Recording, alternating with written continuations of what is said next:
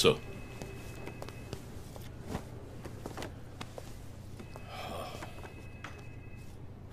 రంజిత్, వాడి next target నువ్వే అని ఎలా చెప్పగలుగుతున్నావు? డాక్టర్ రమ్య ఫారెన్సిక్ పెథాలజిస్ట్గా వర్క్ చేయగా లాయర్ విష్ణు ఎవిడెన్స్ని అప్రూవ్ చేసిన కేస్, నేను ఇన్వెస్టిగేట్ చేసిన కేస్. Catherine Emmanuel. ఆ కేసు మన బ్రాంచ్కి మెయిన్గా అసైన్ అవ్వడానికి కారణం శివానంద్ కేసు వేసి పోరాటం చేయడమే. యా ఇమాన్యువల్, అతని భార్య ఆర్కిటెక్ట్ కపుల్. Exactly sir. బాగా డబ్బున్న వాళ్ళు. క్యాథరిన్ వాళ్ళ ఒక్కగానొక అమ్మాయి. సంతోషమైన కుటుంబం.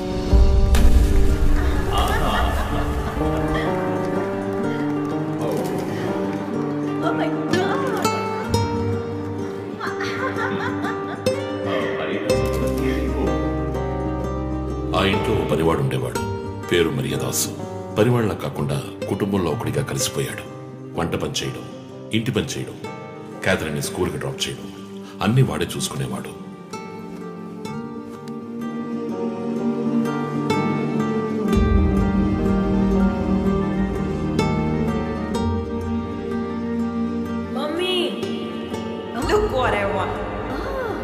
Good.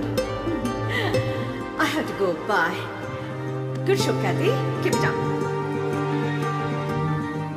Good.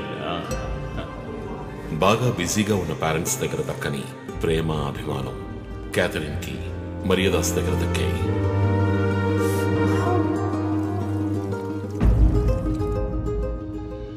కానీ ఒక్క రాత్రిలో ఆ కుటుంబం చిన్నాభిన్నమైపోయింది.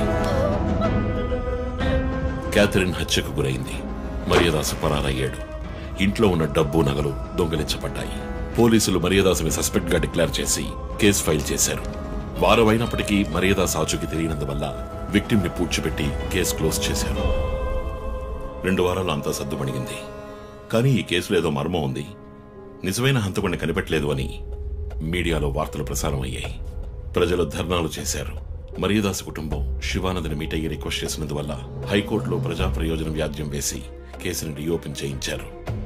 హైకోర్టు ఆర్డర్తో ఒక స్పెషల్ ఇన్వెస్టిగేషన్ టీం నా నాయకత్వంలో ఏర్పాటైంది. నేను క్యాథరిన్ బాడీని ఎగ్జ్యూమ్ చేసి రీపోస్ట్ మార్టంకి ఆర్డర్ చేశాను. కానీ కేసు సాల్వ్ చేయడానికి ముఖ్యమైన ఎవిడెన్స్ అయిన మర్డర్ వెపన్ మాకు దొరకలేదు. ఒకరోజు I got the breakthrough. Hello how are you? Fine. తీసుకోండి. No thanks. Can I go? Ya sure.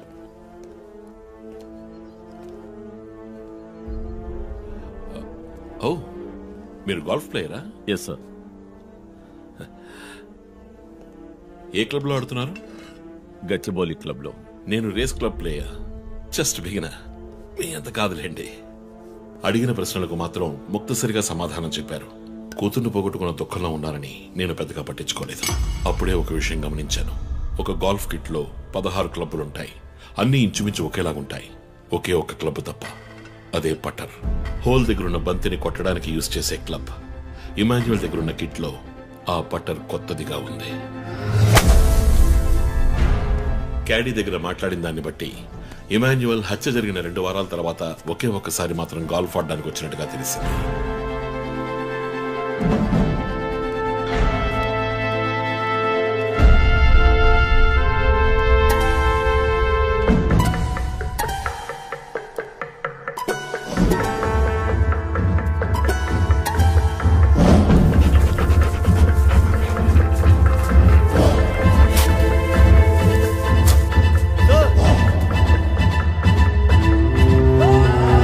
అనుమానం వచ్చిన చోట తవ్వగా దొరికిన గోల్ఫ్ పటర్ మేక్, ఫింగర్ ప్రింట్స్ బట్టి చూస్తే అది ఇమాన్యువల్ కి చెందిన మిస్సింగ్ పటర్ గా తేలింది.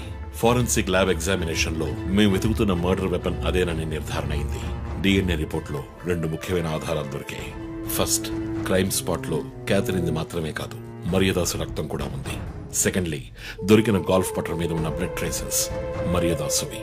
సో మరియదాసు మిస్ కాలేదు, మర్డర్ చేయబడ్డాడని కనిపెట్టాను.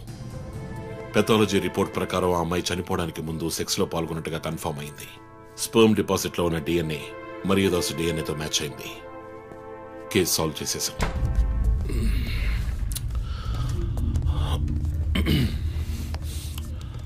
పోస్ట్ మార్టం రిపోర్ట్ ప్రకారం మరియదాసే ముందు చనిపోయాడు.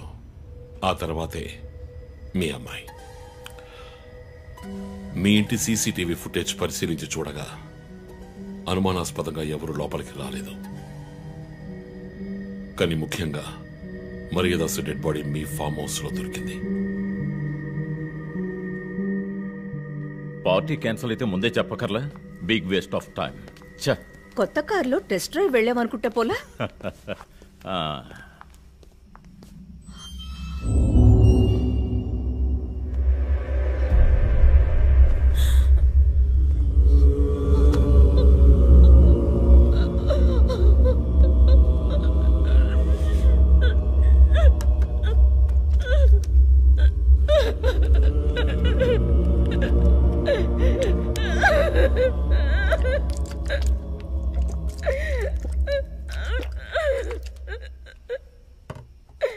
నన్ను క్షమించండమ్మా.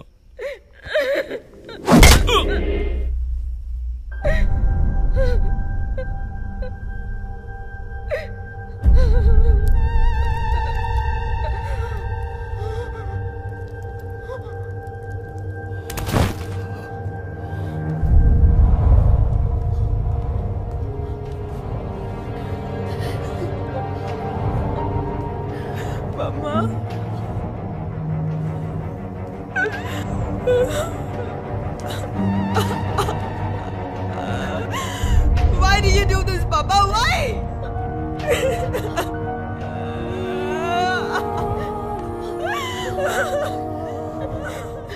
నీకేం తక్కువ చేశాం కాదు? నీకేమైనా పిచ్చి పట్టిందా? చూడు, నువ్వు చిన్నపిల్లవి. నీ మంచి కోసమే చెప్తున్నాను. అంతా మేము చూసుకుంటాం.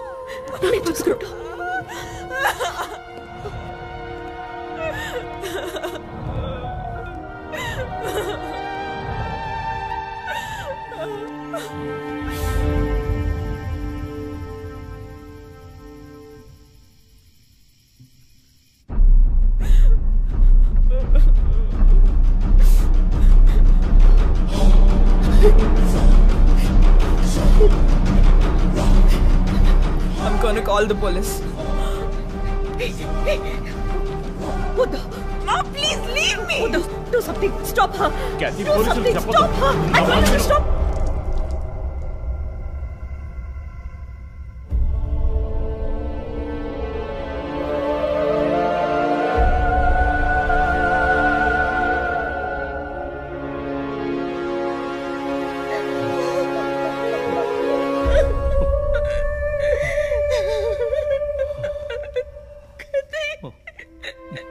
ఇమాన్యువల్ సొసైటీలో చాలా గొప్ప వ్యక్తి, హైలీ ఇన్ఫ్లుయెన్షియల్. ఆ హత్యని కవరప్ చేసి క్రైమ్ సీన్ క్లీన్ చేసేశారు. డబ్బు నగలు దొంగలించబడి క్యాథరిన్ హత్య చేయబడిందని కేసు క్లోజ్ చేసేశారు. నేను ఇన్వెస్టిగేట్ చేసిన తర్వాతే నిజాలు బయటపడ్డాయి. సార్, ఒక తండ్రిగా నా పరిస్థితి ఆలోచించండి సార్. 16 ఏళ్లు నిండని పిల్ల సార్. ఇంట్లో ఉన్న పని వాడితో కోపంలో ఆ పని చేశాను సార్. మరియదాస్ రేప్ చేసి చంపేశాడు. ఆ కోపంలో నేను వాడిని కొట్టి చంపేశాను. అలా మీరు రిపోర్ట్ మార్చి రాయండి సార్. ఆల్రెడీ నా కూతురు గురించి ఏమేమి రాస్తున్నారో తెలుసా మీకు? టీవీ ఆన్ చేయడానికి భయపడుతున్నాం. రోజు మీడియాలో నా కూతుర్ని చూపించి రేప్ చేసినట్టు ఎలాంటి ఎవిడెన్స్ లేదు. వాళ్ళిద్దరూ ఇష్టపడే అలా నడుచుకున్నారు. అటాప్సీ రిపోర్ట్ క్లియర్ గా చెప్తోంది. మీరిద్దరూ కలిసి ఎవిడెన్స్ ని సప్రెస్ చేశారు. డాక్టర్ రమ్యతో కూడా దీని గురించి మాట్లాడాను. ఆవిడ కలెక్ట్ చేసిన డిఎన్ఏ ఎవిడెన్స్ చాలు మిమ్మల్ని కన్విట్ చేయడానికి. నేను డిఎన్ఏ రిపోర్ట్ మార్చి రాయిస్తాను. నాకు కనెక్షన్స్ ఉన్నాయి. అది నాకు వదిలిపెట్టండి. ఆ శాంపుల్ని బట్టి రిపోర్ట్ మార్చి రాయండి. మీకు ఎంత డబ్బు కావాలన్నా ఇస్తాను. ఇండియాలో, విదేశాల్లో. జస్ట్ అకౌంట్ నెంబర్ చెప్పండి. సార్, మేమిద్దరం సిటీలో లీడింగ్ ఆర్కిటెక్ట్స్. మా రెప్యుటేషన్ ఏం కావాలి? అవమానం sir. We have done right. Yeah, we are done. You have to face the consequences. నా దగ్గరే దాచిపెట్టారు కదా సార్. చెప్పకూడని విషయాలన్నీ చెప్పి ఇలా ఇరుక్కున్నారే సార్.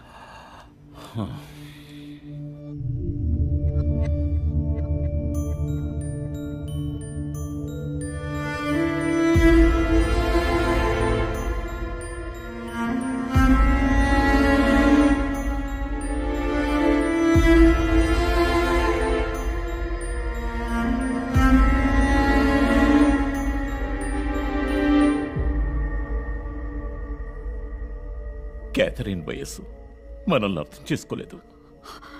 అడిగిందల్లా కొనిచ్చాం.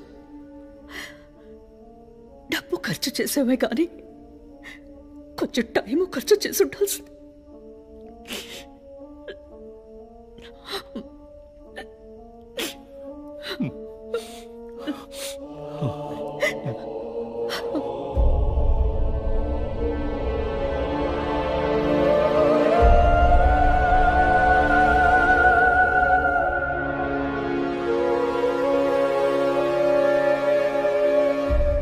సో నీ థియరీ ఏంటి?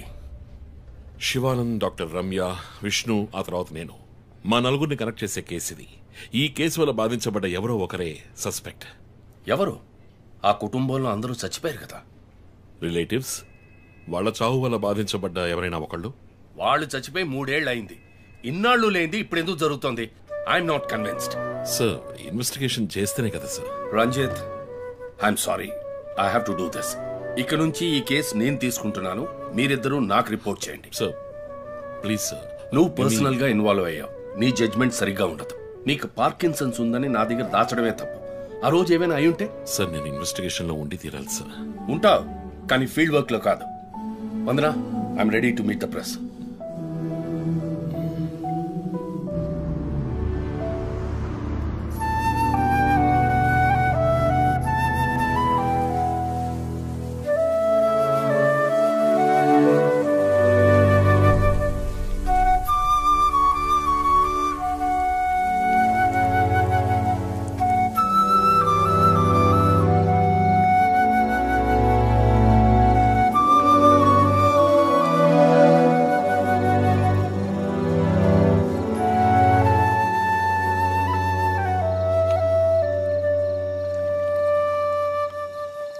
ఆయనయ్య పడుకోలేదా? ఆ సీరియల్ కిల్లర్ కేసు నిన్ను పడుకోనివ్వట్లేదా? నువ్వే ఇంకా పడుకోలేదు? నాకు ప్రాజెక్ట్ రిపోర్ట్స్ తల బద్దలవుతోంది. నీకో సీరియల్ కిల్లర్ ఉన్నట్టే నాకు ఆఫీస్లో సీరియల్ కిల్లర్ ఉన్నాడు. ఎన్నో ప్రాజెక్ట్స్, డెడ్ లైన్స్. నీకు అప్లై అయ్యే లాజిక్ నాకు అప్లై అవ్వాలి కదా. ఏమిటా లాజిక్? నిద్ర రాకపోతే 4 పెగ్గులు కొట్టే లాజిక్. అయితే మరి నువ్వు ఇంతవరకు మందు కొట్టిందే లేదా? అన్నయ్యతో కొట్టడానికి ఒక చిన్న permission. Okay, cheers for the Cheers, serial killers. ఇంకేంటి, ఆఫీస్ అది ఎలా ఉంది? ఫన్ అన్నయ్య. ఫ్రెండ్స్ చాలా మంది ఉన్నారా? ఫస్ట్ పెగ్ లో క్యాషువల్ గా స్టార్ట్ చేసి 4th పెగ్ లో లీనా గురించి అడుగుతారు. నన్ను వదిలేండి బాబు. సర్లే, అడగలే, దిగులు పడకు. సరే, మీ డిపార్ట్మెంట్ లో నాలాంటి టెక్కీస్ ఎవరు లేరా? ఎందుకు లేరు? పోలీస్ అంటే ఓన్లీ కొట్లాటే అనుకున్నావా? ఇంటెలిజెన్స్ కూడా ఉందిరా. అయ్, కొత్తగా ఉంది. తర్వాత పోలీసులో ఉన్న కిక్కు వేరే ఏ జాబ్లోనూ లేదురా. ఆ పోలీస్ జాబ్ ఏదో నువ్వు చేసుకో, నాకు సెట్ అవ్వదు. నేను శాన్ ఫ్రాన్సిస్కోకి వెళ్ళి BMW కొనుక్కొని సెటిల్ అయిపోతాను. అది చాలు నాకు. ఇలా చూడరా, నేను తలుచుకుని ఉంటే ఏ దేశానికైనా వెళ్ళి సెటిల్ అయి ఉండొచ్చు. కానీ ఒక ఇన్సిడెంట్ నన్ను మార్చేసింది. ఒక సిన్సియర్ పోలీస్ ఆఫీసర్ ఒకరోజు బైకులు పెడుతున్నప్పుడు 4 రౌడీ వెధవలు ఆయన్ని కత్తితో నరికేశారు. నేను వెళ్ళి చూసేప్పటికీ రక్త పుణుకులో ఉన్నాడు. కళ్ళలో మాత్రం కొంచెం ప్రాణం ఉంది. నా చేతిని గట్టిగా పట్టుకొని నా కళ్ళలోకి సూటిగా చూశాడు. ప్రాణం పోయింది. అప్పుడు నువ్వు ఇంకా చిన్నపిల్లాడేవి. అర్థమైంది. మా నాన్నేగా. ఆ రోజు నేను ఒక పోలీస్ ఆఫీసర్ అవ్వాలని నిర్ణయించుకున్నాను. మా నాన్న ఎవరు చంపారో తెలియలేదురా. ఒక అన్సాల్వ్డ్ కేస్. ఆ తర్వాత లైఫ్లో ఏ కేసు తీసుకున్నా సాల్వ్ చేయకుండా వదలకూడదని డిసైడ్ అయ్యాను. చేసేస్తా, పట్టుకుంటా. నాకు మన నాన్న గురించి పెద్దగా తెలీదు, కానీ నా అన్నయ్య గురించి బాగా తెలుసు. నువ్వు ఖచ్చితంగా పట్టుకుంటావు అన్నయ్య. Cheers.